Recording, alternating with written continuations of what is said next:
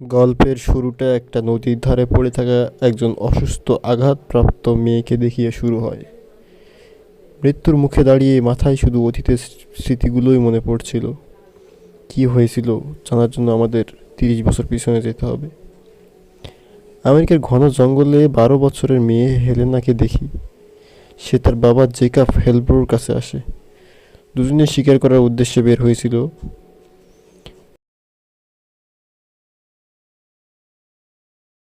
কেমন সময়ে জঙ্গলে এসেছিল। বাবা মেয়ের মধ্যে একটা জোরালো সম্পর্ক আমরা দেখতে পাই এবং তারা দুজনেই দক্ষ শিকারী। আর তারা এই জঙ্গলে বেঁচে থাকার জন্য লড়াই করছে।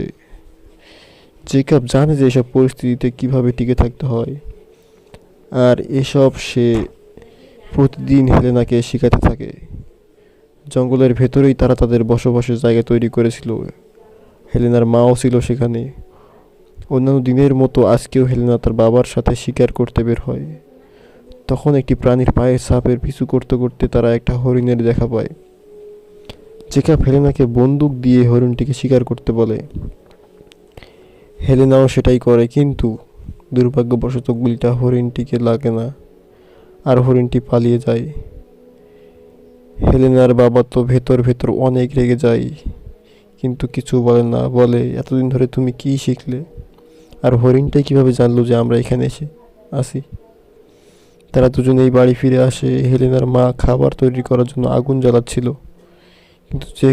কিন্তু জেকাব তাকে নিষেধ করে, কারণ কোনো শিকার করতে পারেনি। এটা শুনে কিরণও মনে মনে কিরণ মানে হেলেনার মা, হেলেনার মাও খারাপ লাগে। এখানে আমরা আরও একটা কথা জানতে পারি, সেটা হলো হেলেনা আর তার মায়ের মধ্যে খুব একটা ভালো সম্পর্ক ছিল না। বেশিরভাগ সময় হেলেনার উপর রেগে থাকতো। এই কারণে হেলেনা তার মাকে পছন্দ করতো না, কিন্তু তার বাবাকে অনেক ভালোবাসতো। শুধু তাই নয়, জেকাব আর কিরণও একে অপরকে পছন্দ করতো না। মনে হয় কিরণ একটা খারাপ মহিলা।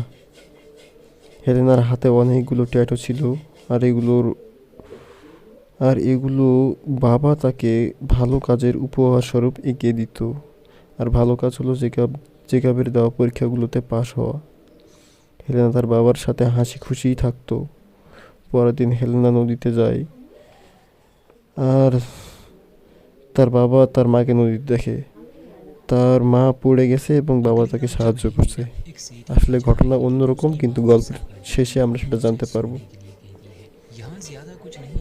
পরে রাতে হেলেনা বাঁশি বাজাচ্ছিল, কিন্তু তার মা রেগে যায় আর তাকে ঘুমিয়ে যেতে বলে। তারা তো জঙ্গলে বাস করতো, এখানে বেশি বেশি কিছু না থাকার কারণে হেলেনা ডাল পাতা দিয়েই তার খেলনা তৈরি করে নিয়েছিল, যেগুলো দিয়ে সে খেলাধুলা করতো। যাই হোক, পরের দিন তারা শিকার করতে বের হয়। জঙ্গলের ভেতরে নানা ফাঁদ তৈরি করে রেখেছিল। একটা ফাঁদে দেখা যায় একটা নেকড়ের একটা পা আটকে আছে। আর হেলেনা তার বাবাকে জিজ্ঞেস করলে তার বাবা বলে প্রথম বেঁচে শিকার থাকার করলো জন্য এটা একটা নেকড়ে তার একটা হরিণ। পায়ের বলি দিয়ে দিয়েছে। তারা এটাই সেটাকে বাড়িতে দুনিয়ার নিয়ে নিয়ম। আসে। বাড়ির পাশে ছোট্ট একটা আলাদা কেবিন আছে, যেখানে তার বাবা যন্ত্রপাতি লুকিয়ে রাখতো। সেখানে যাওয়ার কোনো পারমিশন ছিল না হেলেনার। সে তার বাবাকে বলে, আমারও এরকম একটা জায়গা দরকার, একটা কেবিন দরকার, যেখানে আমি আমার যন্ত্রপাতি রাখতে পারবো। তখন তার বাবা বলে, যখন তুমি পুরোপুরি শিকারী হয়ে যাবে তখন তোমার এরকম একটা জায়গা থাকবে। রাতে শকুনের আওয়াজে হেলেনার ঘুম ভেঙে যায়। সে দরজার কাছে এসে দেখে একটা ক্ষুধার্ত শকুন আর তার দুটি বাচ্চা হরিণের মাংসের গন্ধ শুকতে শুকতে এখানে এসে পড়েছে।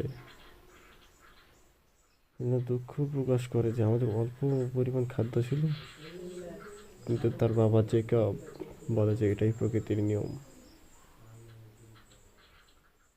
জেকব হেলেনার হাতে একটা বন্দুক দিয়ে বলে যে এটা দিয়ে মেরে ফেলো সেই শকুনকে, নেকড়েকে। হেলেনা বলে তার বাচ্চাগুলোর কি হবে। জেকব বলে সেগুলো খাবার না পেয়ে এমনিতেই মরে যাবে। হেলেনা সেটা করতে পারে না। তখন জেকব তার হাত থেকে বন্দুকটি নিয়ে সেই প্রাণীটিকে মেরে ফেলে। পরের দিন জেকব একাই শিকারের উদ্দেশ্যে বের হয়, যদিও হেলেনা তার সঙ্গে শিকারের জন্য যেতে চাইছিল। জেকব হেলেনার একটা নাম রেখেছিল, লিটল শ্যাডো। তাকে বলে যে আজকে তুমি যেতে পারবে না। হেলেনা জন্মের পর থেকে এই জঙ্গলেই থাকে। তাই বাইরের দুনিয়ার সম্পর্কে তার আর কোনো ধারণা নেই, কোনো অভিজ্ঞতাই নেই। হেলেনা আর তার মা দুজনে বাড়িতে একাই ছিল, কিন্তু হঠাৎ তখন দুপুরের সময় একটা লোক একটা বাইক নিয়ে তাদের কাছে আসে। আসলে সে রাস্তা ভুল করে এখানে চলে এসেছে, তাই সে তাদের কাছ থেকে রাস্তার বিষয়ে জানতে চায়। হেলেনা তো প্রথমবারের মতো তার বাবা মা ছাড়া অন্য কোনো মানুষকে দেখতে পায়, আর বাইক তো তার কাছে একদম নতুন এক জিনিস ছিল। যখন লোকটি রাস্তার বিষয়ে জানতে চায়, তখন কিরণ ঘর থেকে দৌড়ে বের হয়ে আসে, বলে আমাদেরকে এখান থেকে বের করো।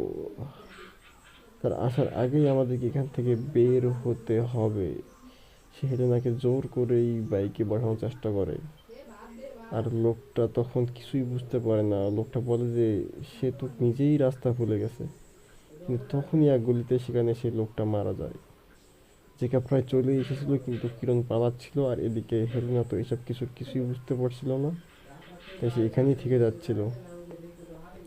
কিন্তু কিরণ তার মাথায় পাথর দিয়ে আঘাত করে তাকে অজ্ঞান করে দেয়, এবং তারা দুজন সেখান থেকে পালিয়ে আসতে সক্ষম হয়। রাতে হেলেনার জ্ঞান ফিরলে সে অন্য এক দুনিয়ার সঙ্গে পরিচিত হয়। হেলেনা তার মায়ের কাছে আসে আর বলে, আমাদের তো এখানে থাকার কথা না, আমাদেরকে আমার বাবার কাছে ফিরে যেতে হবে। তখন কিরণ বলে, এটা আমাদের ঘর নয়, সেটা আমাদের ঘর ছিল না।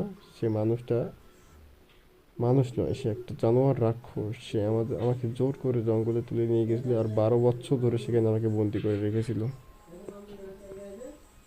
এরপর মুভিতে আরও কিছু সিন ঘটে, তারপর আবার 18টি বছর পার হয়ে যায়।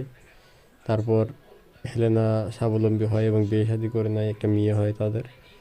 আর 18 বছর পরে তার বাবা জেল থেকে আবার পালিয়ে যায়।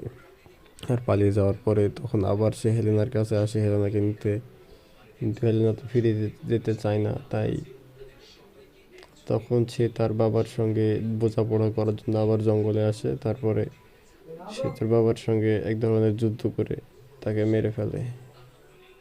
এভাবে মুভিটি শেষ হয়। আর আমরা সেই তাকে মারার পরে পড়ে থাকা সিনটা দিয়েই শুরু হয় মুভিটা। সো এটা হচ্ছে প্রথম, তাই খুব একটা ভালো করতে পারলাম না। যদি ভালো লাগে তাহলে অবশ্যই লাইক দিয়ে সাবস্ক্রাইব করবে, অবশ্যই ভালো